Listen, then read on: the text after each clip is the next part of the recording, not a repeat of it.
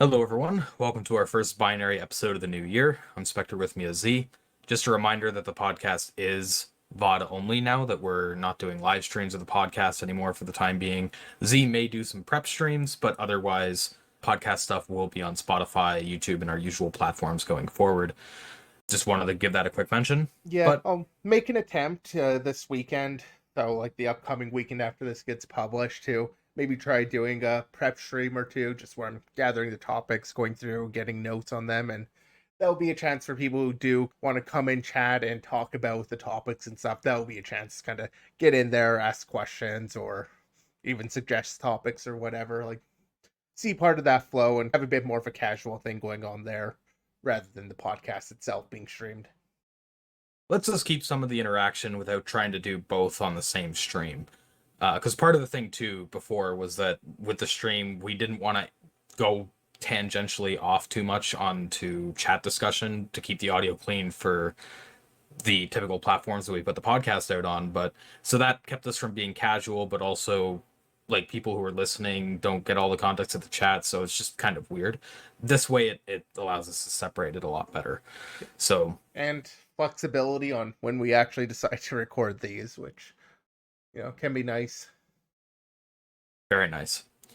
But yeah, with that said, it's good to be back. I am feeling better since the last binary episode we did, that's for sure. If you want to hear a little bit about what Z and I were up to over the winter break, we discussed that at the top of the bounty episode for this week. Unfortunately, we didn't get to go to CCC this year, as CCC happened really late, and I haven't been able to catch up yet on all the really good talks that were presented at CCC. This was a really good year for talks, though we do have one in this episode. Other than that, though, next week we'll try to give some recommendations of talks we found interesting and such after we get into them more, but we're not going to talk about it so much this week because we just haven't had a chance to check a lot of it out yet. So, yeah, basically just like this episode, we've got one topic from CCC, and last episode we had one topic from CCC, so we've got two of them. But yeah, I think there were a lot more talks that I want to check out before I actually recommend any for people to take a look at. So with that said, we can start to get into topics. Up first, we just wanted to... well, yeah, we'll start off with shoutouts. We'll kind of break the paradigm today. So starting out, we did want to mention that PagedOut has put out a new issue number 3.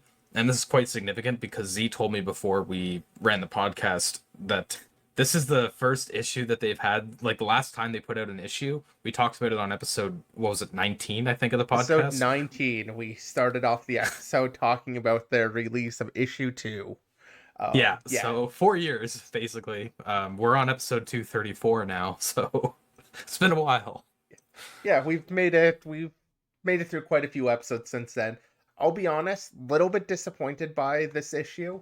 I think in part it's just because they collected a lot of these things over the last 4 years before they finally put out an issue. So some of these posts were written, in 2020. Some, I'm sure, probably 2019, but for sure from 2020 and stuff. So there is some kind of aging aspects even to these posts, unfortunately.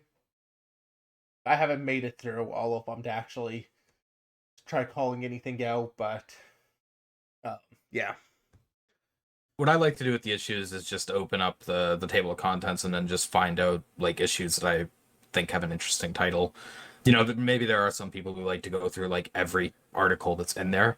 One of the things with PagedOut is that I believe every article is confined to one page. Yep. So you do kind of get that nice succinct article, whereas sometimes and they talk about some complex topics too. Like it is an art form to condense technical information so precisely like that. So it's cool for that aspect. But yeah, PagedOut is a pretty cool technical magazine that was started a little while ago, and like we said, it's been a while since there's been an issue, so wanted to shout it out on the episode. Yeah, I like the idea of it. Like I said, as all of these just one-pager articles on some sort of hacker-ish topic. I mean, it's not specifically security or hacking. So I've got the table of contents up here, and they've got art, AI, crypto, hardware, programming. Like, there's a lot of things, and just kind of at the end here, we've got some security and hacking aspects. So it's just a lot of more tech content all on one page, which is still pretty cool, and it's a really good variety of stuff. Um, so like there's usually at least something should catch your eye. All right, so getting into some vulnerabilities. Up first, we have a post from Talos on an integer underflow in GPST, or the GPS daemon, specifically in the parsing of NTRIP, or network transport of RTCM via IP packets. And GPSD is used a lot in Android and embedded systems. They call it like military systems, self-driving vehicles, things like that. And what's important here is that GPSD can get GPS info from the network through NTRIP, where it'll send an HTTP request to the caster, get a source table as a response, which has a table of records, which is eventually used to get specific GPS data. In parsing the HTTP response, they do line-based parsing, where it'll continuously parse lines until it encounters a carriage return or a null byte. And this getLine function they do some buffer tracking, so it will decrement the in-buff len on each character of the buffer as it goes through it. The problem is, though, that this getLine function will just continuously be called until it finds a carriage return or a null byte. And that buff len subtraction will continue to happen pretty much unconditionally. The loop will break if the in-buff len reaches 0. However, when it gets called again, that in-buff len will go negative, underflow to a large value. Then later on, if that in-buff len is non-zero, the code tries to copy whatever's left using memmove. Of course, it uses that in-buff len of a large value, which triggers a buffer overflow. So fairly straightforward vulnerability in how it works. It's one of the pitfalls you have to deal with when you're dealing with line-based parsing and keeping track of the buffer, and sort of like a logical issue that can lead to memory corruption. I mean, you can say that in a lot of cases, but in this case, it's just that get line being able to continuously be called and the attacker just refusing to provide a null byte or carriage return for processing that data. So, Yeah, as and usual with Talos, they don't really go into exploitation of this, but especially in like embedded applications, it's probably pretty exploitable. yeah, like one of the things I'd kind of call out on this is I feel like Lexer get line should have had either some way to flag, hey, I'm out of data, like a ran through all of the data so it doesn't end up getting called again, or having some check inside of it to make sure. Like instead of just assuming and going through the standard process on every loop, actually doing more of a check there on the values that it currently has for Lexer. There are a number of ways this I think could, or a number of good practices that could have stopped this sort of bug. Because yeah, I do think like the key thing is the fact that Lexer could be called when it's about to go out of bounds. Like that feels like a scenario it should be able to catch. Even if like at on this last point there when it has nothing left to read, setting a single flag saying it's read everything. Like kind of a common practice, just missing here. But it is a fun bug, I think, to see a kind of decrement. I mean, it's an underflow, but in a sense, it's trying to decrement itself out of bounds too. Technically, it's not, but I don't know. I thought it was kind of fun on that aspect. Yeah, and the code that's posted here, you can see immediately like, oh, this looks like there's probably going to be problems here. Getting into a more complicated vulnerability, we also have a post on exploiting a libwebp bug that we had talked about previously when it comes to parsing Huffman Code tables. So Z covered this one last time and has dealt a bit more with Huffman, and I'll let him get into this one. Yeah, so like you mentioned, I did cover this before. That was back on episode 218.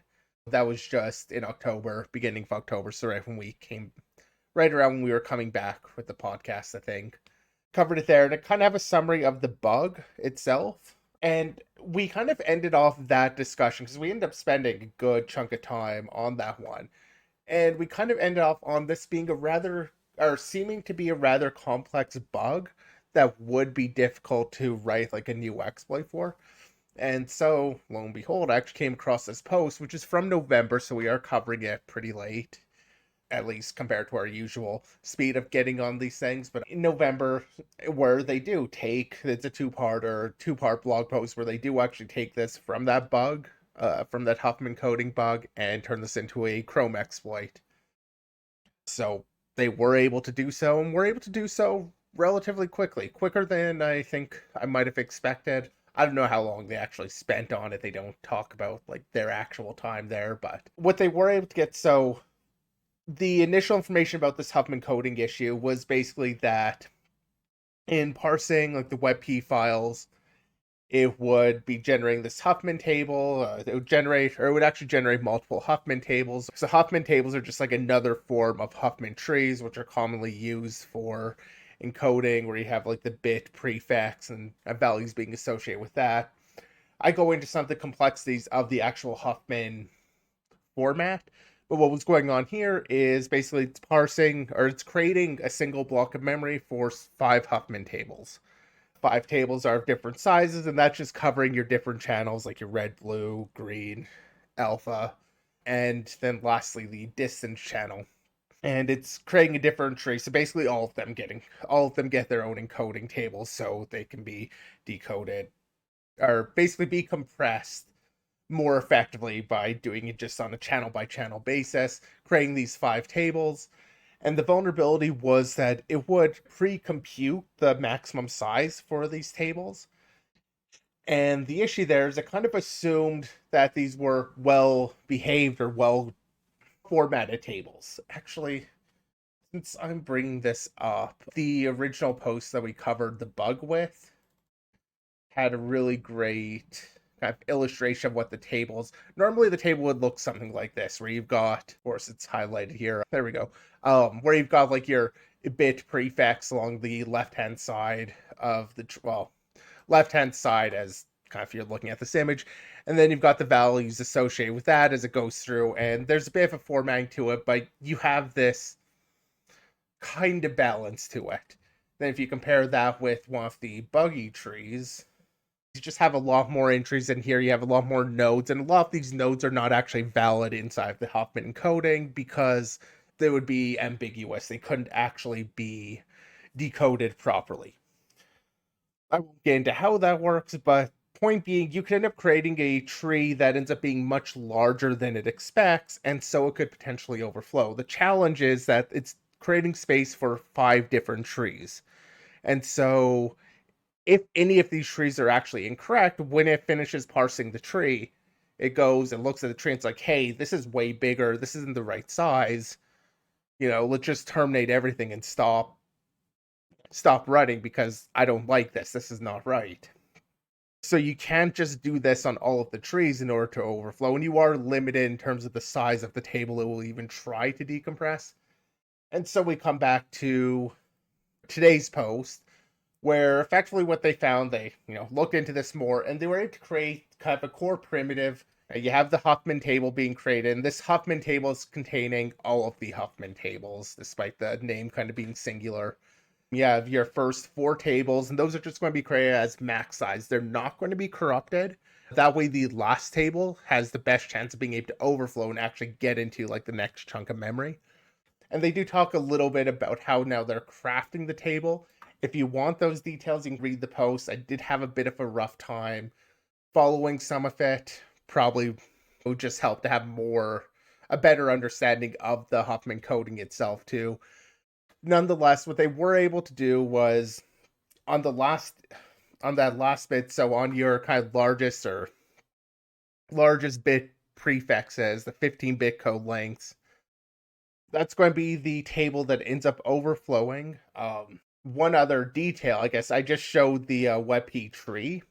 This tree, while this is a visualization of the Huffman coding and it's generally visualized as a tree, what's actually going on in the code being used is a bit more of an efficient representation where it uses a table.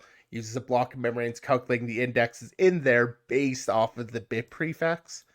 So it's not actually being stored as a tree. It is being stored just as a singular table. I kind of glossed over that earlier, but they go into how the index is calculated. So when it does go out of bounds, it's not a linear write exactly. It's going to be writing based off of what that prefix is. And they talk here like they kind of have the code here for get next key, which is used to figure out this, being like the bitwise reversal of the bits in the key. I'm going to be honest, I'd have to sit down and probably play with the code a little bit in context to get exactly how it's doing this. But what they determined is that they could use the 9-bit code length and they could use multiple entries in there to basically push it. So when this 15-bit code, the kind of longer one or slightly larger one, they would basically be able to use that. The more of for every 9-bit code that they would have in the table, it would push where the 15-bit code would write out of bounds by about 2 bytes, or not 2 bytes. It would push the index by 2. So that would be your full use of writing 4 bytes of data. So that would be your full like 8 bytes. And so basically they could get their out of bounds right to land at a semi-relative or semi-controlled position where it would be based off of how many of those 9-bit code links they actually had in there, how far down in the overflow it ended up going. They would have the control to kind of have that aligned on 8 bytes. Every 8 bytes they could end up writing 4 bytes. And the other challenge with this, and part of why I wasn't too sure what the exploit process would look like for it, is that the value that you're writing isn't controllable.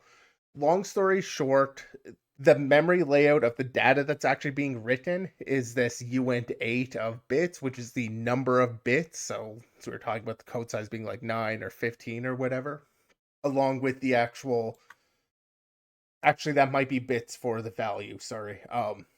Either way, you have kind of a somewhat controllable value there of the bits, and then it's actually writing a 16-bit value in there as part of this Huffman Code structure, which is going to be more attacker controllable. However, it is still kind of with a range limit of, in this case, only 0 to 39. So this value part of the structure could be 0 to 39, and the number of bits is a bit more restricted, as like between 1 and 15 being the number of bits in that prefix code.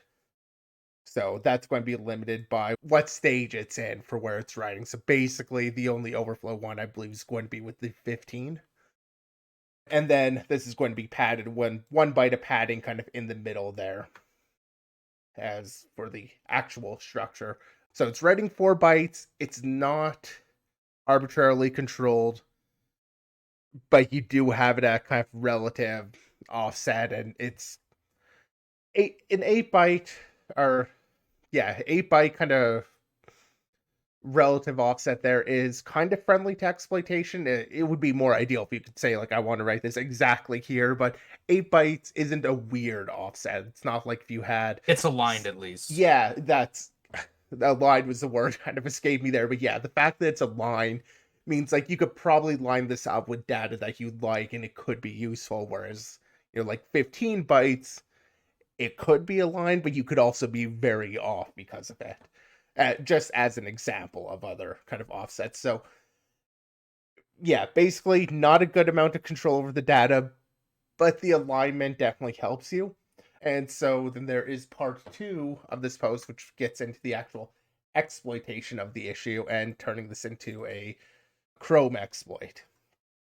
Starts off with a bit of a summary over what we've just said. They summarize the primitive as we can write a partially controlled 4-byte integer with an offset that is a multiple of 8 bytes.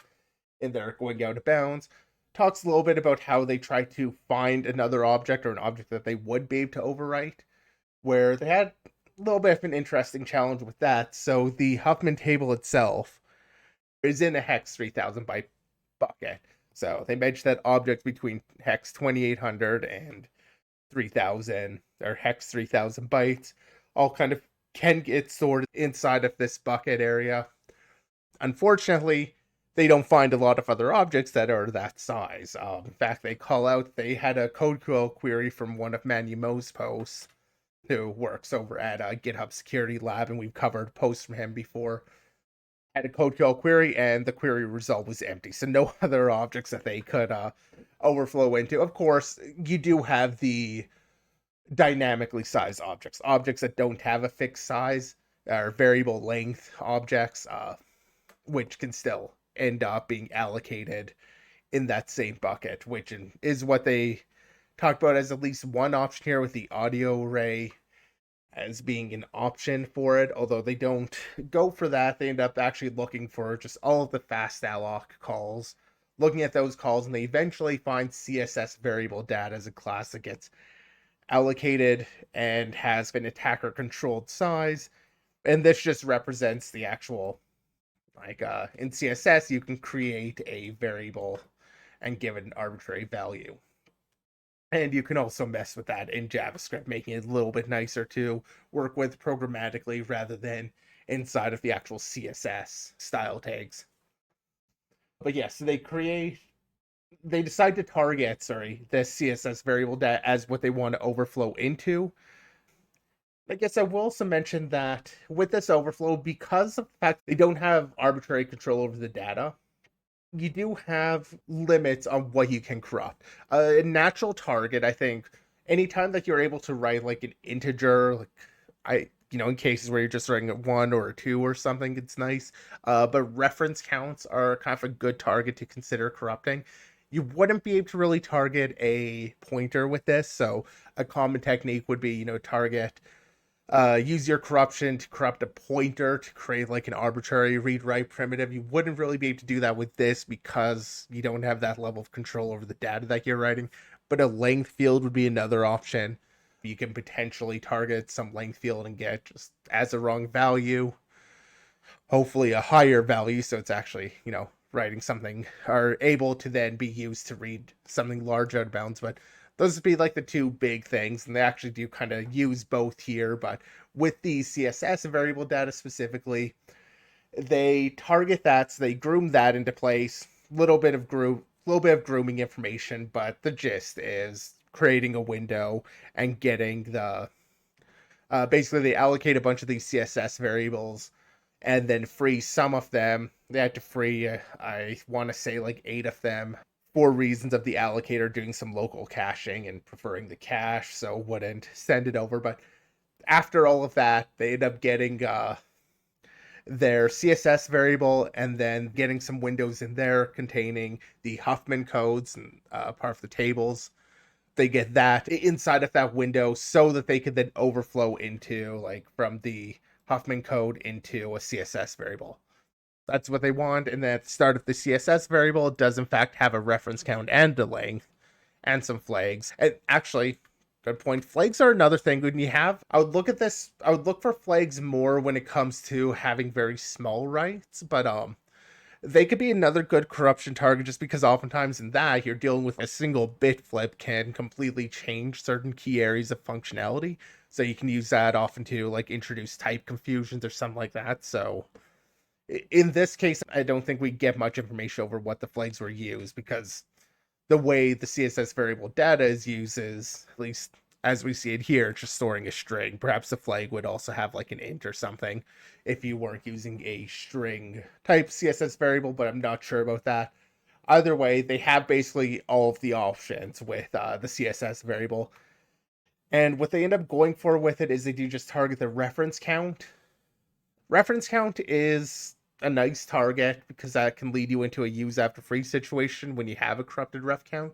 Although when you corrupt a ref count, you often want to put that value to be lower than what the original value was. So if the actual reference count at the time is like 5, you want to put it down to 2, and then as things release their references, you'll have like some that release their reference, the count goes down to 0, but there are still references lasting or that exist to it, giving you that use after free, because when it hits 0, it's going to free it, but you still have things holding on to a reference. So with this one, where you can't necessarily write a 0 to this, you can't just or just the 1 to it. You control only part of the value. That does mean this reference count, you do need to do a little bit more work to get that reference count up higher than whatever your overwrite value would be. And for that, they just use multiple calls to get property value, which would increment the reference count until the garbage collection ran. Do a bunch of calls with that, get reference count bumped high enough, use the corruption to write to something a little bit lower. They talk about targeting this as getting so it starts off with the initial reference count of 2, and then they would call get property value K overwrite ref time. So that is just whatever their overwrite value would be. They call it that many times so that the reference count gets increased to whatever value they're going to corrupt it with plus 2. So they kind of have 2, or when they corrupt it, it is 2 values too low when you get the use after free. And specifically 2, you'll end up having 2 dangling references to it when it ultimately comes down.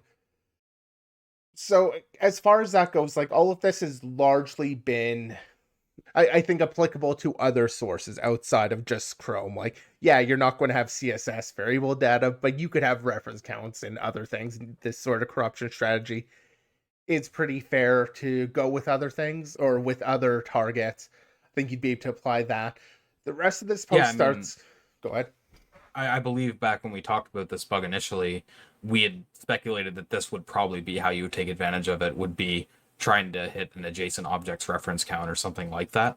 That is a good shout with the flags, though. Like being able to get more of a logic type bug where it could be more reliable to exploit. But yeah, Yeah, so the hitting the reference count is definitely like where my mind first goes. I mean, reference count is just such a sweet target to have. Like, it should be where your mind goes almost all the time. But yeah, the flags are just with really minor changes. You can sometimes get a lot, so it's good to at least remember it. And I did take me seeing flags to remember I even wanted to bring that up. The rest of this post does get a little bit more Chrome specific. They end up using this use after free they introduced. They could use that to get out of bounds read or an overread basically with the audio array object. So once they had kind of the use after free, the entire data of audio array is attacker controlled. So the original CSS variable, they could then corrupt its length value to something really high. And then when they try to read the variable's value, the length is going to be much higher than what it should be, and it'll read out of bounds. So they could get a read. They could potentially leak something, but they still need other objects to be nearby or to do that. So they actually end up going into this whole cross bucket allocation, trying to get a allocation that actually, I guess the route that they went here is they started targeting the actual heap meta information or metadata, end up going for a double free route, corrupting the free list, and in a similar way, they call it out here, it gives you a similar endpoint as like a fast bin attack, where because it's storing this free list, storing a free list entry kind of inline, they use the corruption to corrupt that, get an arbitrary address reallocated later. There are some restrictions on what that address could be. Couldn't just be anything. So the double free, there's no double free checks when they're actually being freed, but when they get reallocated, it has this is sane check to make sure it's like a sane free pointer that's being used there. It just has to be the same super page, and it can't point to the metadata area. So there's general heap metadata that you can point that to, versus this free list is stored inline, but everything else is stored elsewhere. But that is getting a little bit more onto the internals of the Chrome allocator, so I don't want to dive into it here, but there is a little bit more to this exploit to actually take it to RC that I'd say, check out the post if you want that. They do also call out that it's still an open question on how to exploit this under, something like pack existing. This is just kind of taking it from Crash and kind of the questions over how exploitable it is there. Of course, this wasn't in the wild bug, so it was known that this would be exploitable. But yeah, this basically takes it and creates a pretty usable primitive from it. That was the thing that caught my eye initially, was what type of primitive were you really going to have with this. So it was kind of a useful primitive to see, a little bit of restrictions on it, nothing too bad ultimately, but it does kind of take that deeper understanding of the Huffman coding and a lot of front-loaded knowledge in order to actually get to reproducing the bug. This chain's a great example of chaining together corruption primitives. You're escalating from your initial limited out of bounds right to get a better out of bounds right to create a UAF, and or sorry, I might have got that backwards, but yeah, it's really you can really kind of just see what I mean. It's just escalating your primitives, and it's a really good example of that. Yeah, and because they have kind of a couple options with that too, because they go from when they get that use that free, it's like, well, how do you use that? They could go for the overread, which I talked about, but they also go from that point into the double freeze scenario, and they do utilize both that. They do utilize the overread along with some other stuff here in order to think get some pointer. I think that's kind of what they're going for. Part of the exploit, they seem to also drop off on details a little bit because they take inspiration just from one of Manny Mo's pages, or blog posts, sorry, and just kind of say that and don't go into all the details for how they did it. I assume that's in Manny Mo's post, though. It's a really nice chain. I appreciate the write-up, and I appreciate seeing somebody actually try and take this one to an exploit, because I personally did not want to spend the time getting familiar enough with Huffman coding, but it did seem like an interesting bug to check out. So it's nice to see somebody pushed it ahead. Yeah. And speaking on mitigations like PAC and MTE, we have a post specifically on MTE From the from same Dark author. Navy as well. Yeah. So this post talks a little bit about MTE specifically when it comes to heap allocators. So we've talked about MTE a fair amount on the podcast, like a lot.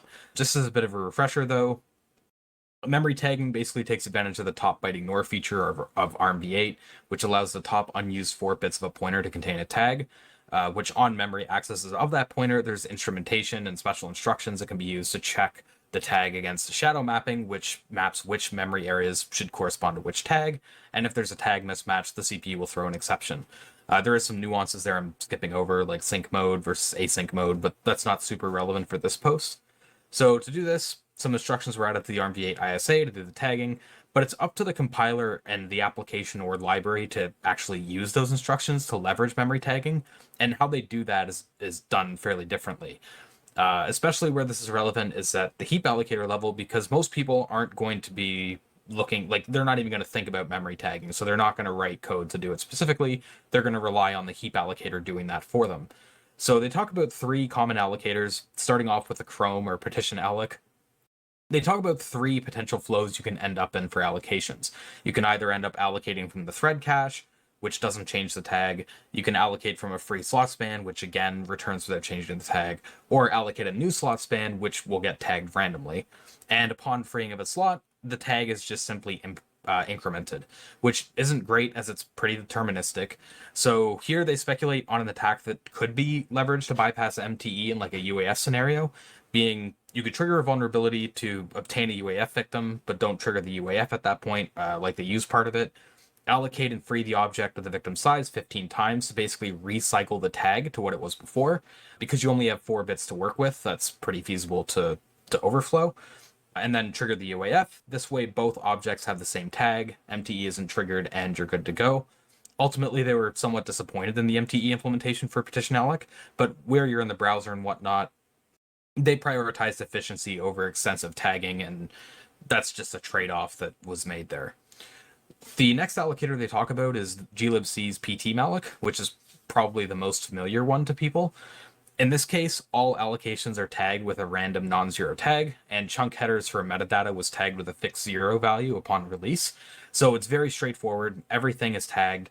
The tag space is reduced by a little bit by using 0 as like a special tag, so you only have like 15 instead of 16 potential tags or whatever. It's also interesting how they use 0 for freed chunks, and they state that while this might seem insecure at first, it actually ends up being pretty effective, because in the case of use after freeze, it guarantees that a freed chunk won't have the same tag as an allocated one. And also, there's a free chunk placed between every 2 chunks, which makes it act effectively as a guard page that can mitigate linear overflows. So ptmalloc, while being like the more common allocator and simpler one, is doing a pretty good job when it comes to MT implementation. The final one that they looked at was Android Scudo Allocator, which they admit is the most complex one. And there's 2 flows they talk about here. You can have both primary chunks and secondary chunks, primary chunks just being really large sized allocations that are over hex 10,000, and secondary chunks are allocated through memory mapping. Primary chunks are tagged while secondary chunks aren't. So when a freed primary chunk gets reused, just want sorry, to go jump ahead, in. Z. Yeah, I just want to jump really quickly. I think maybe I misheard you, but I think you might have mentioned that primary ones were greater than hex 10,000 bytes, but primary types are Oh, less sorry. than 10,000. Yeah, I Secondary did get type that is a large backwards. one. Yeah, I did get Minor that backwards. detail, but Yeah. So yeah, primary chunks are tagged while the secondary ones aren't. When a freed primary chunk gets reused, it basically just reuses the same tag that was assigned at release time. Otherwise, it allocates a random tag. There's also a configuration option called use odd even tags, which keeps in mind the parity of the tag to ensure that adjacent chunks have a different parity, which is pretty interesting. As they say, it offers a trade-off basically. So you reduce the tag space a bit since you're having it essentially by having odd and even. So that like makes UAF easier to exploit. But because adjacent chunks will always have a different parity and thus will never have the same tag, it does a better job at detecting buffer overflows. So just kind of trading off UAF ease of exploitability for buffer overflow ease of exploitability, which in certain cases may make sense. honestly seems like a pretty fair trade-off.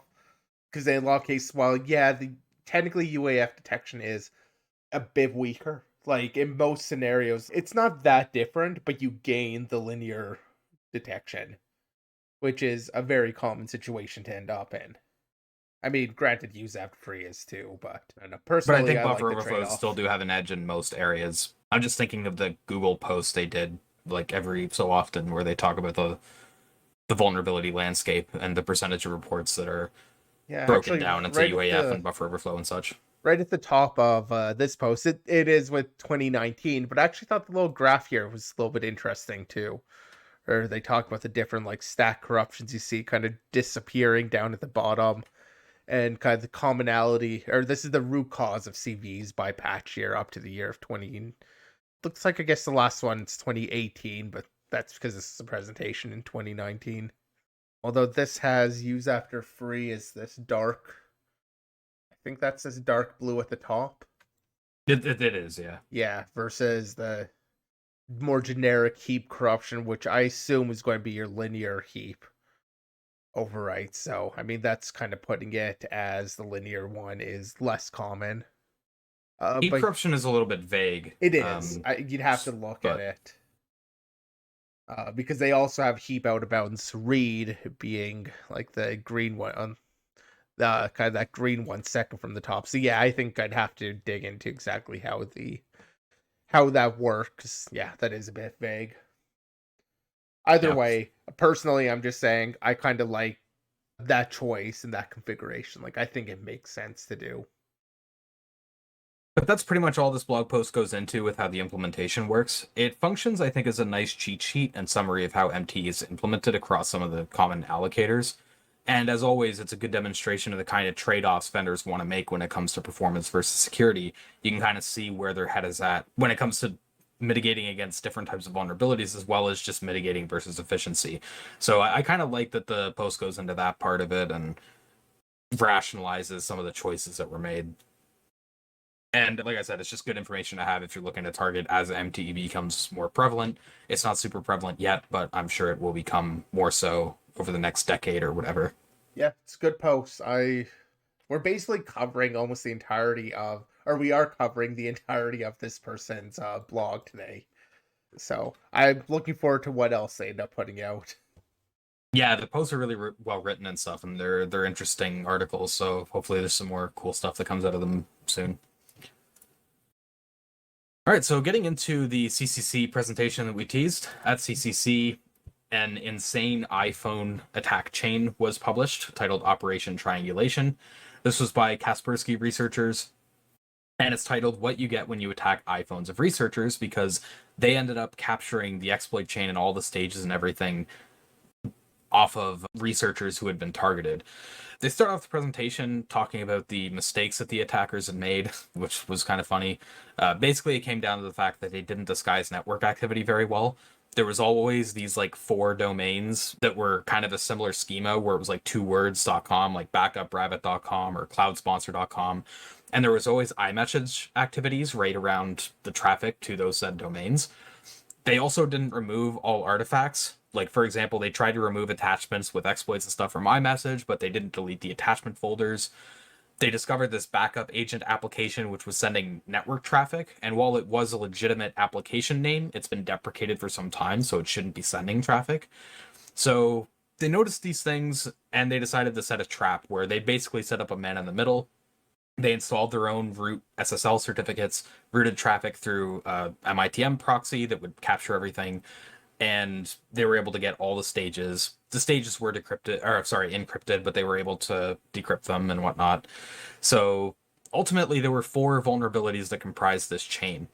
Where it started out was a TTF or true type font exploit in PDF that was implemented in true type VMASM.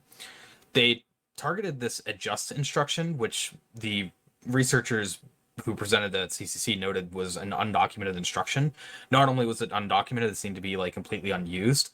The only mention they could find of it was from a very old Windows build from like the 90s, and it just didn't do anything because it was only used by Apple. So, of Yeah, course, I kind this of love undocumented that. function was the source of a bug. I kind of love that detail there. Just the fact that, yeah, they apparently had like a source dump from the 90s of some Windows code where just, I'm trying to pull it up in the actual video here. where it literally just has this comment, Apple only instructions, and the two opcodes for the adjust command. Because technically, I guess it is two different. There's two kind of implementations, one for each of them that work opposite, but I'll let you get into that. Yeah, so this adjust instruction, it's not totally clear what it does. I'm not super well versed in true type font or anything, but the comment there states that the function was used for adjusting points from start to end. So it'll take a current Or from point. end to start. Yeah, either way. So it'll take a current point, set the value in it in this points and flags array, and then increment it unless it's gone to the endpoint, in which case it resets it back to the start point. Or in the other direction, it'll decrement it unless it's the start point, where it'll reset it back to the endpoint. The problem is, in that second case, there's an off by 1, because the endpoint should be at end -1, but they just take the endpoint. It seems to be sort of a copy-paste bug, where they just copy the going from one direction into the other direction and replace start point with endpoint, not taking into account that endpoint was beyond the bounds of the buffer. So that allows out of bounds access, which they state is fairly easy to exploit. I think they say like this bug from the 90s is exploited like bugs from the 90s were. So kind of a funny quip there. And yeah, like this adjust functionality has been around for a very long time, since the early 90s. But there is a bit of an interesting history there, because it was silently removed from iOS 16.3 and macOS 13.2 in January of 2023. But by that point, they say it was already being exploited. And this bug was only fixed in iOS 15 and macOS 12 after the report in July. So their speculation was that Apple was receiving crash reports from, like, crash artifacts from trying to exploit this bug. But they weren't totally sure what the bug was at the time, and they were like, this is unused functionality, let's just strip this out. But because it wasn't recognized as a security fix, it wasn't backported to the other like iOS versions. So that effectively gives them, I believe, an arbitrary write in process memory. It's not totally clear. They skip over the exploitation of this bug in their presentation, but given the context, that's, I believe, what they ultimately get. Issue number 2 is where they can escalate further by bypassing PAC, or pointer authentication codes. And it's essentially a technique that gives them a signing primitive to sign arbitrary pointers with arbitrary keys and modifiers to bypass pointer authentication. PAC, for those who aren't super familiar with it, it's sort of similar to MTE, though slightly different. It uses the ignored bits in the pointer to store a pointer code, and using special instructions, you get a pointer signed and you verify it. And this makes it so that an attacker won't be able to forge pointers without the ability to sign them. They can't craft pointers to arbitrary data, which limits your corruption capabilities fairly substantially. It hits you both on things like ROP and data-only attacks.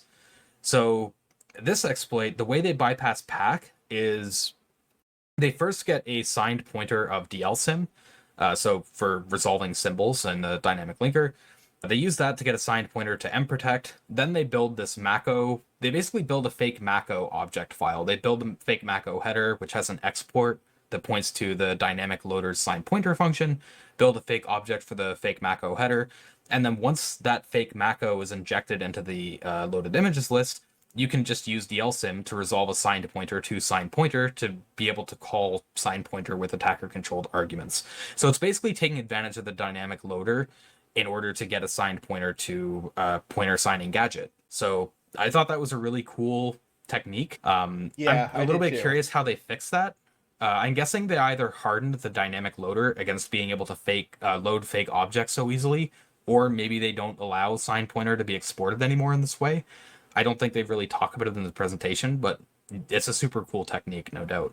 Yeah, so part of the thing for me with this presentation, why I'm a bit unclear, is also like, how are they building the fake Mako header? Like, do they have like, I guess they do have the other corruption that they'd probably be using to kind of craft that.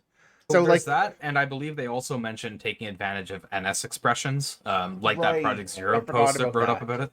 I forgot Yeah. about that stage here. Yeah, because they went from the other vulnerability, and then the next step was, I'm trying to find their overview slide again, but don't see where it is here. Yeah, I forgot about the. I guess you also kind of just glossed over that section about the NS expressions. I mean, they don't go too much into it, just the fact that like they have the true type They just talk about exploit, that they leverage it, use basically. NS expressions, and yeah, because NS expressions kind of like almost like a dynamic way of writing a random or arbitrary Objective-C code. Like you can translate most Objective-C into the NS expressions that can be then used at like runtime. And notably, it's not really subject to pack. So they can use that to implement their pack bypass and get a nicer code execution going, which I believe is what they do here. What they do with that corruption is they basically get JavaScript going with no JIT and enable the $VM debugging functionality of JS Core to give themselves a read-write primitive inside of JavaScript, which they then use that JavaScript to implement a kernel exploit. Since there's no JIT, they leverage JS callback objects and ROP gadgets for code exec, which they call out as a popular technique that we used in the PS4 and PS Vita. That was a cool shout out in the presentation. And that brings us to the third bug, which was a kernel bug. And it's incredibly simple as far as Apple vulns go. It's wild that this bug is a thing. It really shocked me, as it's an integer overflow in this Mac make memory entry syscall for creating memory entries that can later be mapped. And it takes an input offset and input size, and for bounds checking, it straight up just adds the size to the offset to the parent data offset and checks that against the parent data size. So by simply passing a large size, like FFFF, etc., C000, and a size of hex 8000, it'll create a VM entry with a size of FFF repeating C000. So it's pretty insane. That them allows them to use this handle to map physical memory outside of the parent's memory object. They use this in conjunction with the purple graphics mem, which is basically just the graphics frame buffer. And I'm a little unclear on how they leverage it here, but I believe what they do is they map the frame buffer into user space, which then allows them to further map arbitrary physical memory into user space, which can include kernel pages such as memory mapped IO regions, the kernel itself, etc. So what they do there is they use memory mapped IO registers to end up getting the kernel image base address, and they leverage the CPU state and active threads, and using that they can obtain an arbitrary read. The fourth issue was the most insane in the chain, and is actually like a hardware vuln or backdoor, whatever you want to call it. And this comes into play for bypassing kernel mitigation, such as PPL, or page protection layer, and kernel text read-only region. So talking about these mitigations a bit, since we don't talk about Apple stuff too often, or at least not at this level. PPL is designed to protect signed user space code from being modified post-load, even from like a compromised kernel. The way I understand it is it's basically a hypervisor that protects signed userland code, assigned userland code's page table entries, as well as the pages themselves, and only PPL can modify those page table entries or pages. And kernel text read-only region is a hardware feature where you can use these registers in MMIO to specify a read-only range and lock it so that it's impossible for that range to be edited after those KTRR regions are locked. So it's like a strong write protection for the kernel. So the issue here is in A12 to A16 Bionic chips, there's some registers in the MMIO space. They later found out these were GPU registers, where you can literally write a destination address in one register, write the data through another, and then write the hash of the data. I'm doing hash in air quotes. And that basically gives you an arbitrary write from hardware that is not bound by any of the main CPU memory protections. And these MMIO registers are completely undocumented and unused. As far as they could tell, they're not used by various firmware. It's not used by the kernel itself, coprocessors, anything.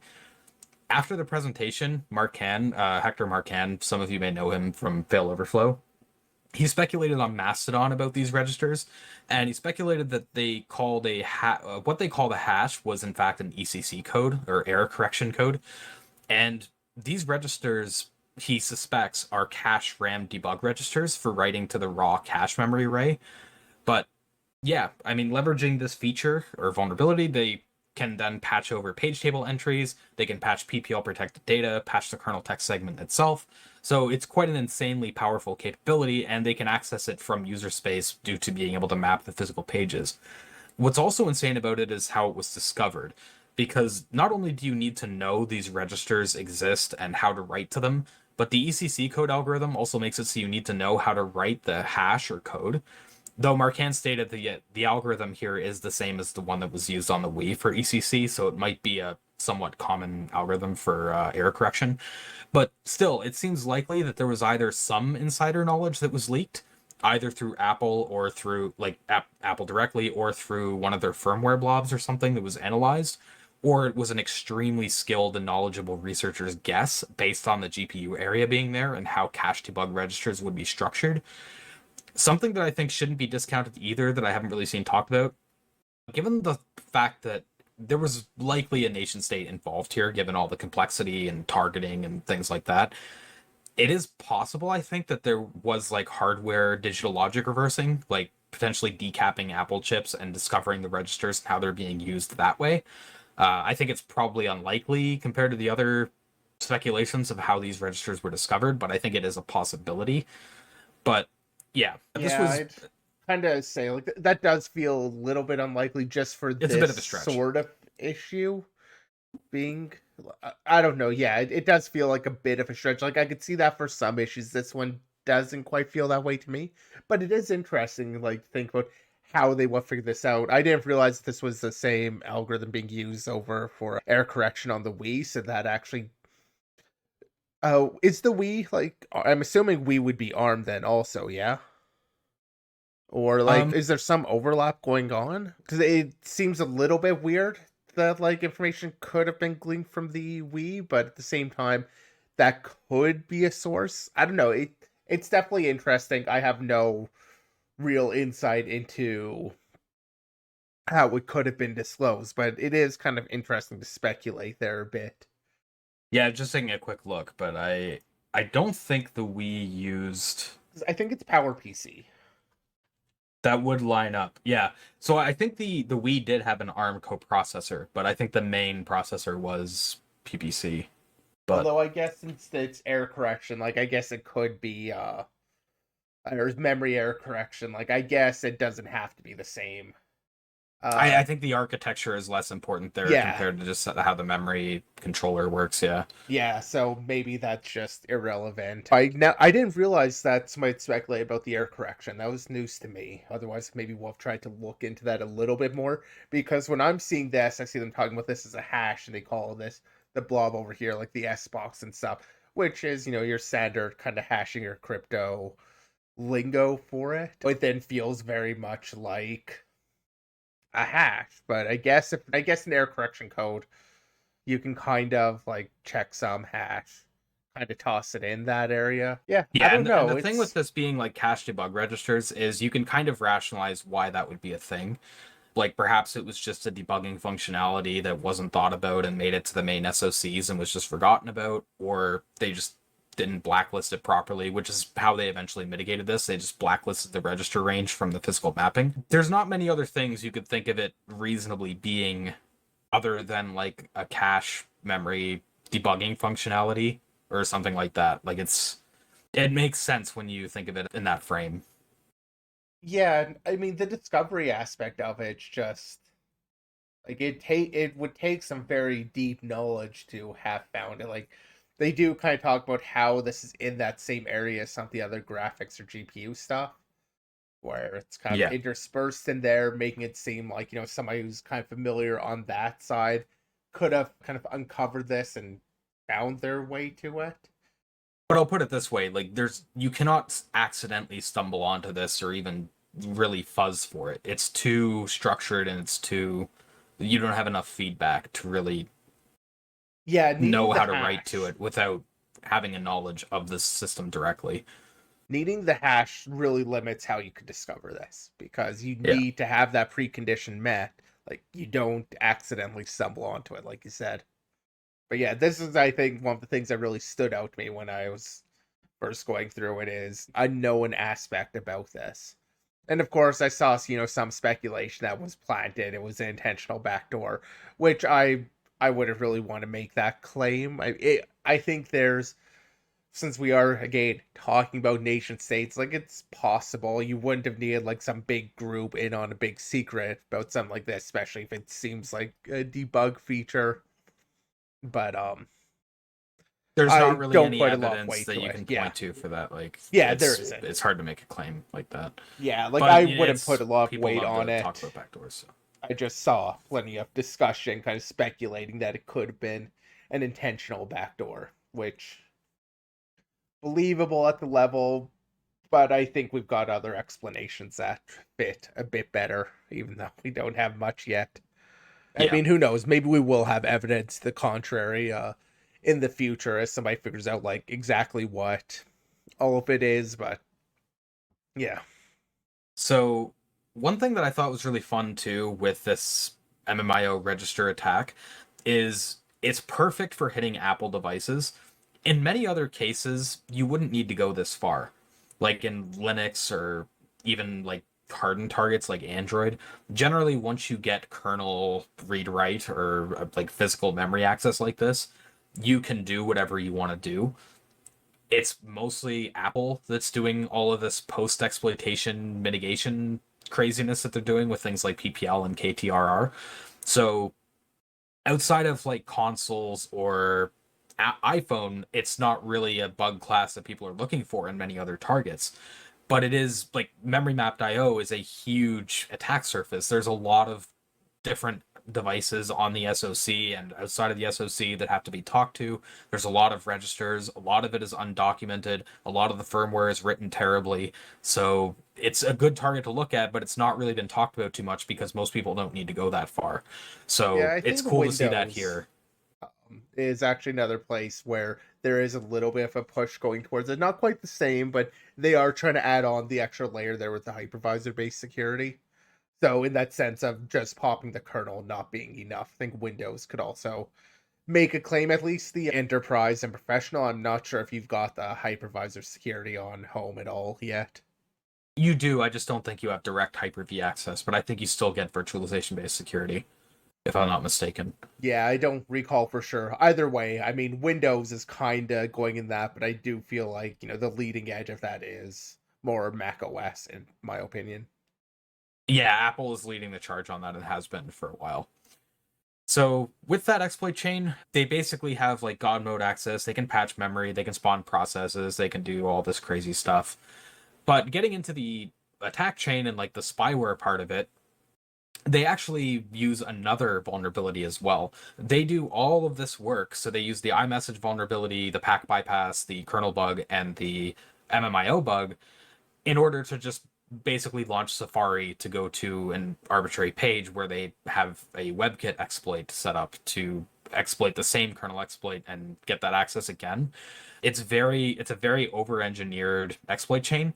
So they use Safari before they actually use the Safari exploit, they call back to the validator, which will validate the victim with a fingerprint, and then it will launch the Safari exploit stage, leverage that kernel exploit implementation, validate again, and then only then will it run the malware payload.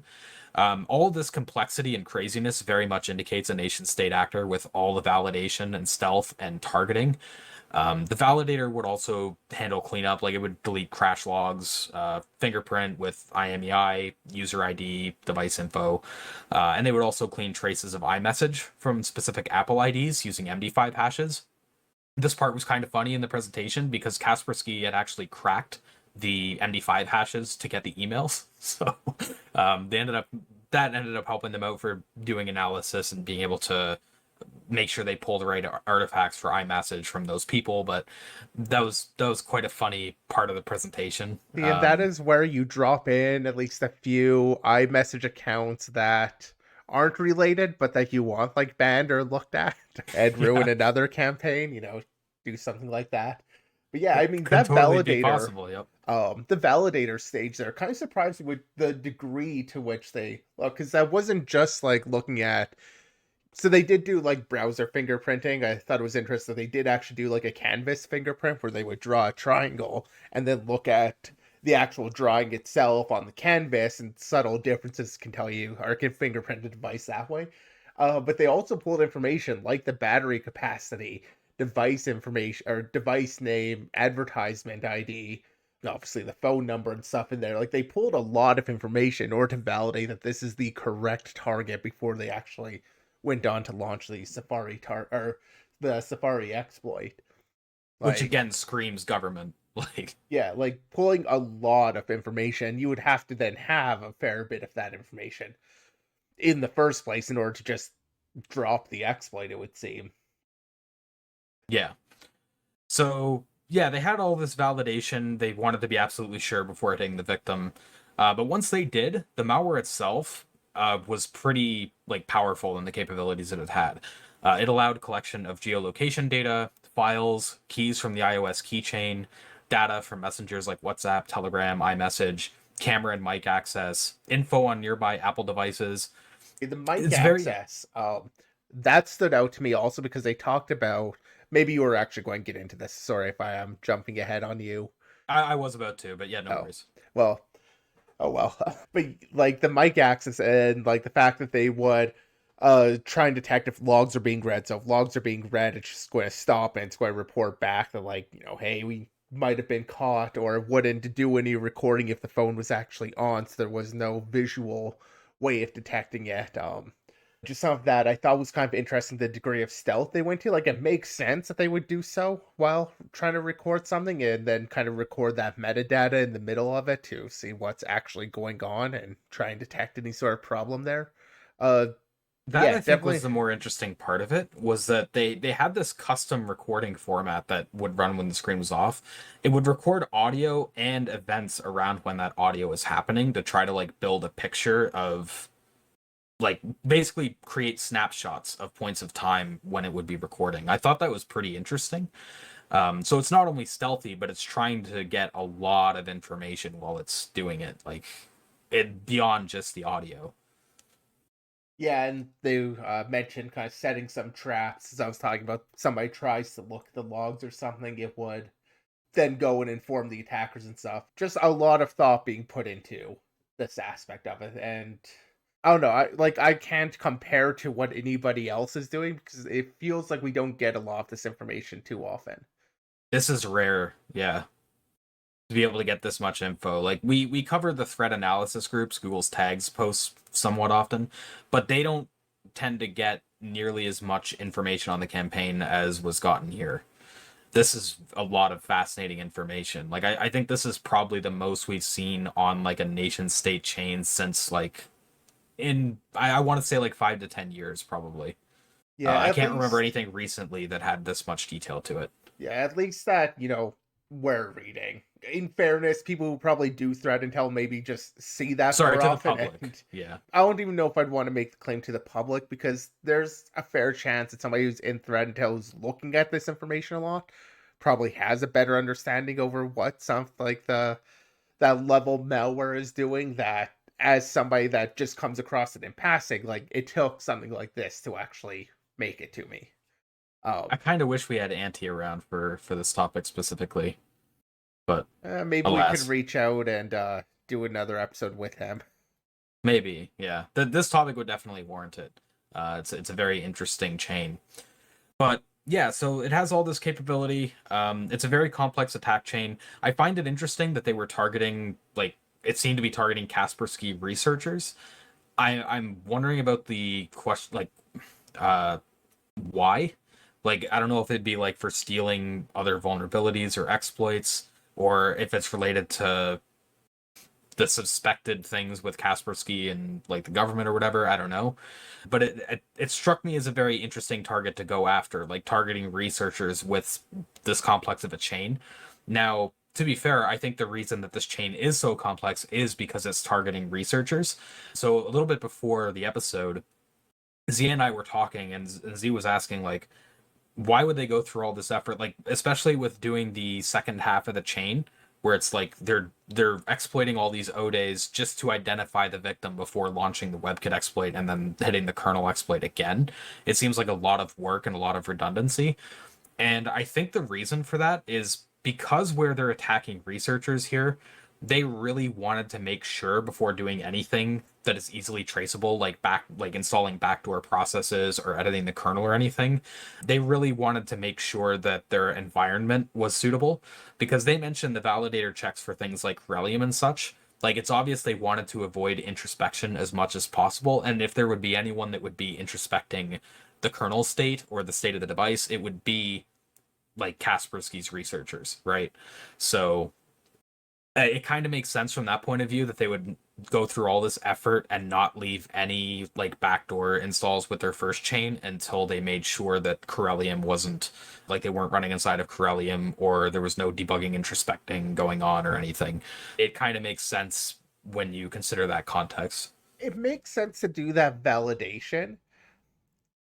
it still seems weird to go through the iMessage attack to the kernel exploit. You get all the validation, and sure, do the validation before actually dropping the malware or whatever. But to then go through another exploit, the Safari exploit, that kind of felt excessive. Although, kind of before we recorded this, you kind of remind me that the iMessage is going to be is likely going to be a one shot thing, where so there wouldn't have been like a good communication channel or way of kind of sharing that information back. That could be why they had to kind of push over onto running the Safari exploit and kind of dropping another Ode in the chain. So like there are reasons for it, but it's definitely surprising to see so many, because usually you kind of think of the exploit, or at least I usually think of the exploit chains as having that user land, going from user, maybe sandbox escape from there, and having the kernel, and kind of going from that, and not It's a very rare user you kernel, exploit user user land kernel. again after hitting the kernel. Yeah. Yeah. Like, it could be because they're targeting the researchers. Although, with that, like, it does feel like their cleaning was a bit lazy, as they kind of called out, leaving the folders. Although, maybe they didn't really care about the indicators of compromise and just the actual compromising data. Like, they didn't want the iMessage exploit to be left behind, but they didn't really care if there were indicators that they had been compromised, e.g., the folders left over. I think it was just a mistake. I think they wanted to hide indicator of compromise as well. I would imagine There's multiple so, points in the but presentation where they like the things they call out that they're doing are just to prevent even like the thing where they would not record if the screen was on and things like that, and leave like a potential OPSEC compromise message upon inspecting the event logs. Like things like that make me think that it was just somehow missed amongst the complexity of this chain, right? Like it's easy to point at it in hindsight and be like, oh, haha, they forgot about these artifacts. They left these MD5 things that we could crack. But it's like when you have so much complexity and so many steps in the chain, it's so easy to make mistakes at one given point, right? D5, actually, I didn't think about this before. That's an interesting That was an odd choice, choice. because they would have had access to other hashes. Like, it's not like they were restricted to only using MD5. You would think They they would use something that would be a lot harder to crack. Well, so then it kind of comes down to, well, how old is this code? Because Mm. they do talk about the APT platform that gets dropped for the malware does seem to be over a decade old. Like, it is able to run on very old devices. And so they speculate that. They also, for what it's worth, we're talking about this in iOS context. They also have reason to believe that the validator and stuff would have been called on Mac OS at the same time, or not literally at the same time, but would have been used with Mac OS also. And so wasn't only targeting the iPhones, or it wasn't only used in that context. But yeah, so the platform itself that gets dropped, could be a decade plus old.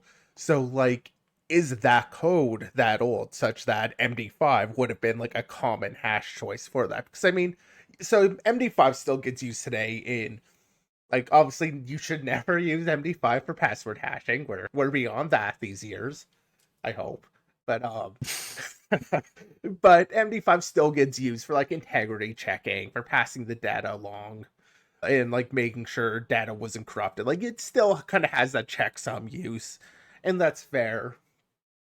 Today, I feel like, a modern choice would have been to use like the SHA family. It's still a quick hash, but offers a bit more resistance. So either they may have wanted those IDs to be broken, kind of going back with my speculation about including some IDs that are necessarily part of the campaign and kind of having that intentionality going on. Or, is it possible that this is actually like an very old delivery method that they've been doing for so long that it's just like it was MD5 back then? 15 years ago, wouldn't be that surprising that somebody just chose MD5. To be fair, I'm not sure how different using like let's say SHA-256 or SHA-512. I'm not sure how different that would really be because in the context of cracking like these email lists, your key space is pretty small, right?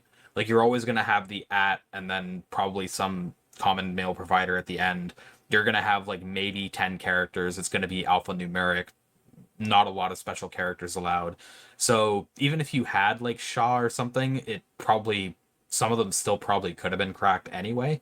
Maybe not as many or maybe not as quickly, but the hashing algorithm might not be super relevant just given the strings that you would be cracking being fairly guessable, or at least most of it being fairly guessable. But I'm not a huge crypto person or anything, so I don't want to speak on that super confidently. I'm not sure the cracking speed of like SHA-256 versus You MD5. I are don't know if right. you do. Like MD5 is faster than SHA, but like the SHA family is still a fast algorithm. But I think the question is why hash it at all if they're not concerned about it being broken? Either like they want to have the appearance of the concern that they don't want to be broken, but then they use the weak hash knowing that's going to be broken anyhow, or dated. Like I don't see a good explanation for it. Like, yeah, if they use SHA, it still would have been still likely could have been broken. That is a fair point. That maybe that wouldn't have been a good option if they actually wanted to keep these hidden, but why hash it in the first place if they're not concerned about that? If it's just kind of accidental or they wouldn't have wanted that security. I'm sure somebody's just going to, put in a comment and tell us like, yeah, perfectly reasonable reason to go for it, like, whatever, but It's because it's things like this are like my favorite thing with these campaigns because it's questions you have where you're trying to rationalize it and you might be right, but like you said, it could be like a misdirection thing. When it comes to like nation states especially, there's gaslighting that goes on where you try to like hide your hand and make try to leave evidence that it was someone else and not you and things like that. Like it makes it very fun trying to analyze it, though that's definitely not like our area of expertise. That's a little bit more into Anti's area, but and like threat analysis in general, threat intel stuff. But it yeah, is fun to speculate on still. And yeah, like the choice of MD5, it is interesting. It's hard to say much more than that. It's hard to rationalize why they would have chose it. It personally, I feel like your speculation on it just being because it was old code and reused code, that makes the most sense to me. It's kind of like the simplest explanation is likely correct. I think it's just that it was older code. MD5 wasn't blinked at as much back then as it is now, and that's why it was able to be cracked as easily as it was. yeah, like I mean, we're probably never going to know. I'd be interested to We know will if never know. somebody's got like a really just Like reasonable a different explanation on it, but it stood different out take to on it. me, Yeah. MD5 being used. Just it stands out, and like you said, it's interesting. And just like I said, attacking like security researchers like this is interesting because it makes me question the end goal. Like, is it worth potentially burning like 5 O days like this and all this effort just to like steal exploits? Probably not, I would think. So the motivation is also like an interesting thing here. It's hard to guess. I'm not really a geopolitical thing, so Yeah, I don't know maybe there's what some all reasons that I wouldn't think of, but I don't know what all like Kaspersky's research team would do. Because yeah, we're obviously thinking about vulnerability research, but of course Kaspersky is doing like the malware and all of that too. Like their researchers may not just be limited to just vulnerability researchers. There could be other things going on. other things of value, yeah. Yeah, could be part of the whole cat and mouse. Like, are they close to detecting some other campaign? Like having that backdoor into Kaspersky. Like, I'm sure Kaspersky has some good information that they would want, and researchers having kind of highly privileged access or something. Yeah. But all that aside, like that's just fun speculation. The vulnerabilities that were abused here were pretty crazy, especially like the kernel bug and the MMIO bug. Those were just pretty wild. The true type one isn't super surprising. Font, like whenever you're talking about font processing and text processing, it's one of those older areas of code that people don't want to touch, and that's exemplified here. The fact that this adjust functionality was there since the early 90s, it's just not something most people want to look at or redo or anything. They just don't want to touch it. So it's not surprising there was a vulnerability there and they were able to exploit it fairly easily. The pack bypass had some cool factors to it with abusing legitimate functionality in that way. But yeah, the MMIO bug was definitely like the cherry on the cake for me, and that's what I saw getting shared around the most because it does have that juicy backdoor-esque kind of aspect to it. So I'm sure quite a whoever crazy found chain. that is disappointed that it's been burned. Yeah, I'm yeah, sure that whoever would be a was very nice using this primitive. is disappointed it's been burned. Yeah, this whole chain being burned is probably not a good day for whoever was running the campaign, but it's fun for us. You know, we get some information that, like I said, is pretty rare. You don't really get this level of depth of analysis on exploit campaigns and this much At insight. this So, level, yeah, at yeah. like this apparent level. So even though we talked through it here, I would recommend pretty much everyone who listens to us to check out this talk, even if you're not super into iOS or even like that level of memory corruption.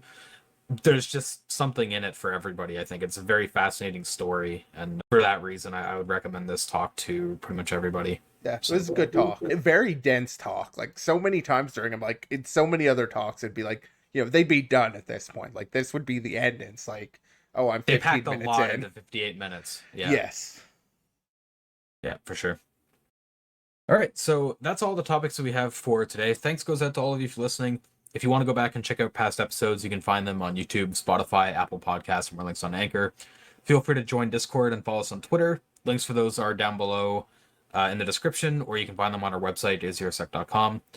And yeah, we will see you next week.